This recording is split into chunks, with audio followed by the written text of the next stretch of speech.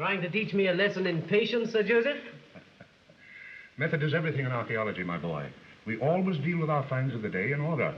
Well, it seems to me that that box we dug up today with the very peculiar gentleman over there is the only find we've made in the past 2 months that'll bring this expedition any medals from the British Museum.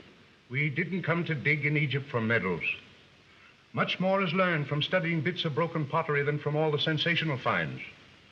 Our job is to increase the sum of human knowledge of the past, not to satisfy our own curiosity. Well, that's all very true, Sir Joseph, but after all, we're human. And a find like this, well, how can you wait? This is your first trip. I've been out here 10 years, and I'm more curious about that mummy than you are, and even more about that box. Whemple. Yeah? The viscera were not removed. The usual scar made by the embalmer's knife is not there. I guessed as much, Miller.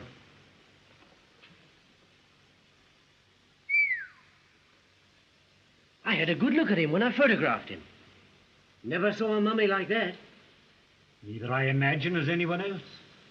Looks as though he died in some sensationally unpleasant manner. The contorted muscles show that he struggled in the bandages. Buried alive. Imhotep, high priest of the temple of the sun at Karnak.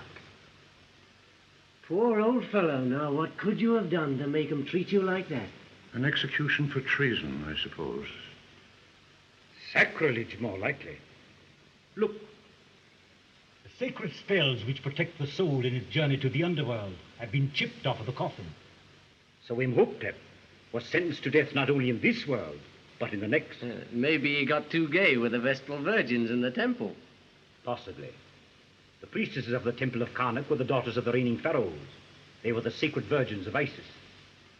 Maybe the answer's in that box we found buried with him. I see I shall get no more work out of you until after it's over. Come on. Let's have the box up there. Oh, the wood's so rotten it'll fall apart at a touch. Whatever it is, it's terribly heavy.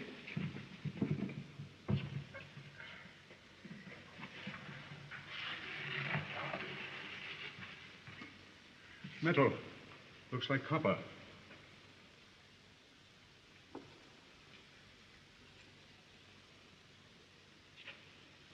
It's gold.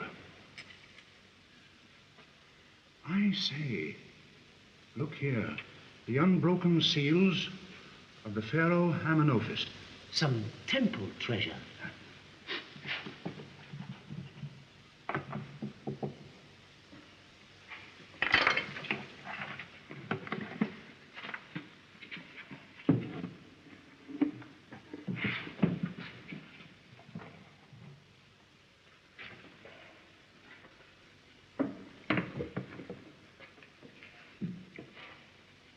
Death, eternal punishment for anyone who opens this casket in the name of Amun-Ra, the king of the gods.